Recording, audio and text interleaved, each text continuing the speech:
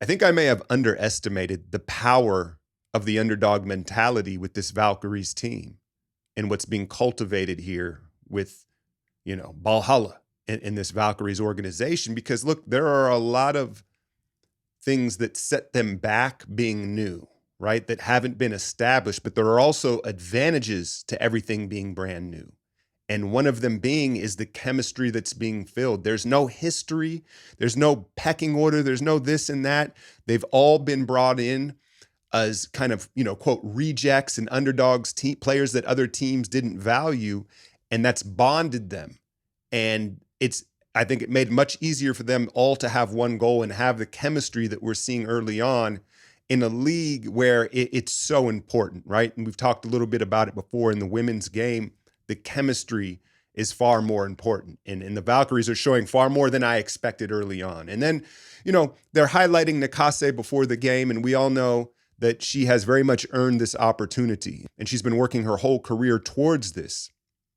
But something that hadn't dawned on me until they said it, that, she is the first Asian head coach.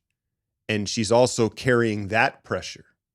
And I'm thinking to myself, like, there's no way she's going to fail at this, right? Like, she is going to do any and everything to make this work and get this Valkyries team to where they want it to be. And she's off to a great start with the culture and bringing in the players like the new girls, Leticia Amir. I think that's how you say her name, out of South Carolina, Aerial Powers. It's not about just bringing in talent. Who's the best, most talented player you could bring in? It's about fit, system fit, and culture fit. And it looks like they're going to fit into that. And we saw a little bit from them in the win yesterday against this Storm team, where another thought of mine is 13 teams in the W, right? And the Storm, the Aces, the Sun were like the Lynx, Liberty, right? There's this handful of teams of the 13 that are the perennial powers, the contenders, right? There's not as much parity in this league. And I think that these perennial powers, I don't think they have to necessarily get up for the rest of the league because the talent gap is that big. They're finding out you might have to get up against this Valkyries team. Because I think you saw it last weekend against the Aces, who, frankly, they might be cooked. Like, I don't know they don't look great. But the Storm team is a good team that just beat the Lynx, get handed to the Lynx their first loss of the season the other night. So maybe they were riding high off of that, right? And then the other element that I was thinking about is, it's a new city for the W. San Francisco, there's a lot to do in the Bay, right? Are we getting a little, South Beach advantage, a little Scottsdale advantage, where it's the first time that these girls in the W, these other teams, are getting to come in and play in San Francisco and seeing the nightlife there. And so are we catching them a little off guard is what I'm getting at, because we didn't get the best of the Seattle Storm in this game, just like we didn't get the best of the Aces last Saturday. But no one's going to feel sorry for them. And again, I think that they're more used to cruising against the bottom half of these teams, as opposed to getting up for the Liberty and the Lynx and the rivalries at the top. And the Valkyries are taking advantage. Not to mention, we're missing 3 high rotation players in Van Loo, Salon, and Chechi in the Euro League, right? And so to see them have that chemistry, Kayla Thornton, she might mess around and make an all-star game.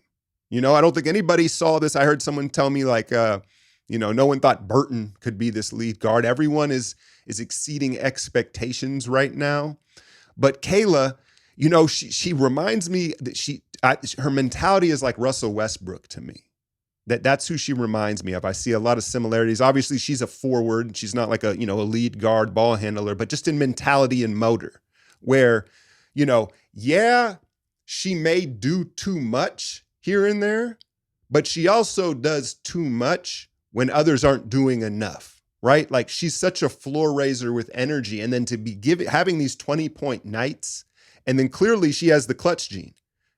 Late in that game yesterday, the guard-to-guard screen, Carla gets Skylar Diggins' ankle. She falls down. Kayla's wide open in the corner. You knew it was going down. I did. It was kind of, it was kind of like one of those Draymond plays where it was like, oh, he's hitting this one. It's like it's an open late big shot. She's going to make it. I feel like she has that clutch gene as well as the Russ motor of like, okay, I can accept that she may get carried away here and there. You know what I'm saying? When she hits a shot, because it's her baseline. She's going to bring it when you need it in every situation, right? And they're feeding off that. There was another play as we learn these players, and this is the way that I learn players and their mentalities and their personalities and stuff.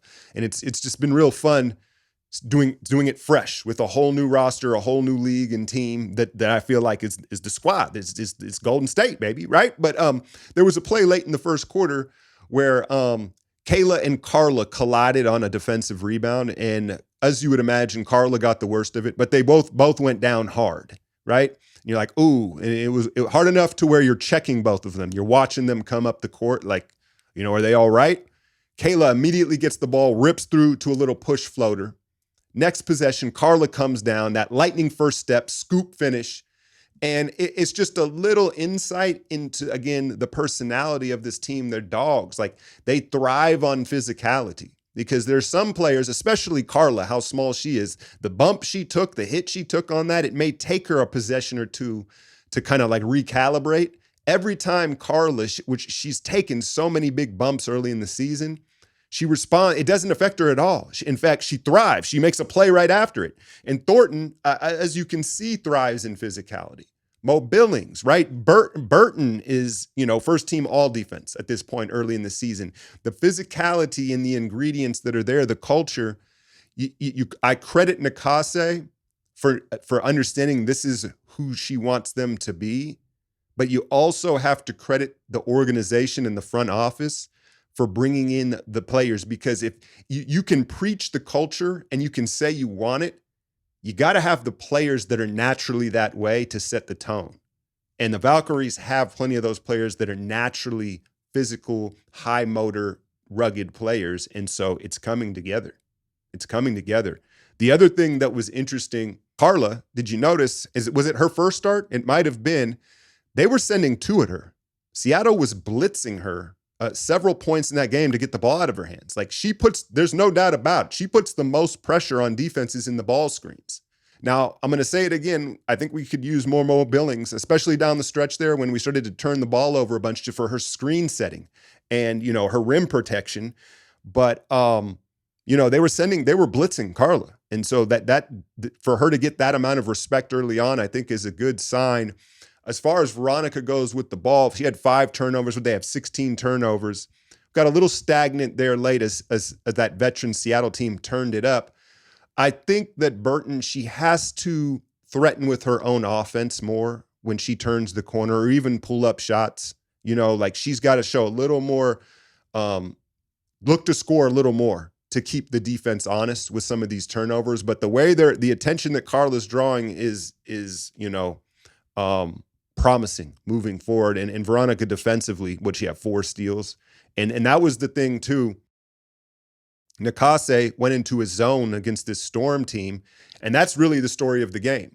The zone and only making 3 threes, and the Valkyries win. 46 points in the paint. They went into a zone when they had that trip to see the Liberty, those back-to-back games against the Liberty, shot them out of it real quick. Styles make fights. And the Seattle team, while they've got plenty of bucket getters, they don't have a lot of real shooters. They're more scorers than shooters. And so the zone really neutralized them. It was the best the zone has looked all season long. They stayed in it for the majority of the game. And then late, Alicia Clark comes in and starts spraying the block from 3. And Seattle, in hindsight, they're probably saying like, oh, probably should have. She had just been pulled out of the starting lineup a few games ago, right? Like, they should have went to her earlier to break up that zone, but it was too little, too late, and we survived the turnovers late with defensive plays, right? Burton on the moving screen, getting to the line and closing the deal for their 3rd straight victory. Now, I said this in the breakdown. I'll put the link in the description.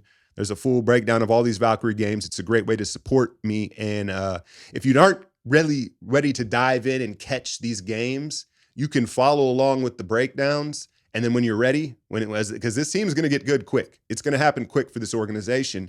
And you want to know, you can follow along with the breakdowns. It's a great way. But, the Aces last weekend and the Storm yesterday, the next time we see those teams, I'm real curious because I don't think we're going to be able to. I think there was a little bit of a sneak up element where they necessarily didn't have the appropriate fear for this new Valkyries team. So I think the second go around against these playoff teams is going to be more difficult, but I think they're ready for the task. The points in the paint, we're shooting less threes. That's an adjustment that Nakase is making. I think like, all right, we've got to play inside out a little bit. We may not necessarily have the personnel to hoist 30 plus threes a night. But yeah, man, 3 in a row. We've got a fun week, actually, because you got the Dallas Wings with Paige, right? And what are they, 1-11? You gotta take them out. They doing a lot of, what's Dijonay doing? You know, that's yeah. I'm going to leave that for another time. But yeah, they don't seem too focused. So that looks like a game that they should win. And then Cece showing up. Caitlin Clark is back. And you saw the performance. Look, I didn't get to see most of that game because I was covering Pacers Thunder game 4, again, on my Patreon. So I didn't catch that early Liberty Fever game in her return, which she have 32. I saw the highlights. I saw the montage. What I'll say about Cece, what I'll say about Caitlin Clark is, like, clearly the skill set is very Steph-like with the range and her passing. She might be a better passer than Steph. I know that's blasphemous to say, you know, but the Steph skill set, right? But honestly, she might be the closest thing that we have seen to Kobe Bean Bryant. When we're talking like Mamba mentality, because like, she naturally wants to rip your heart out. Like I see a lot of Kobe in her. Like a lot of these young players, whether it's the NBA or wherever, Mamba mentality, you know, like no.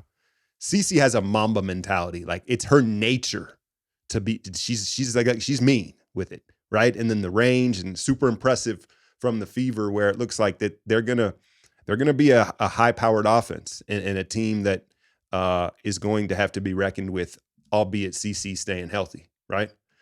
What else? Yeah, if you're wondering where my coverage is and it's been a little more sporadic, we'll do Warriors offseason stuff, the Kuminga talk and all that, but I've been doing the breakdowns of both the Valkyries and the finals on my Patreon. I'll put the link in the description. And in fact, I'll wrap this and we'll talk the first big offseason trade. So click that video. I think it'll go up here. How do you do that in the YouTube, right? I'm going to wrap that one next. But as always, hit that like, share, and subscribe. I'm out, y'all.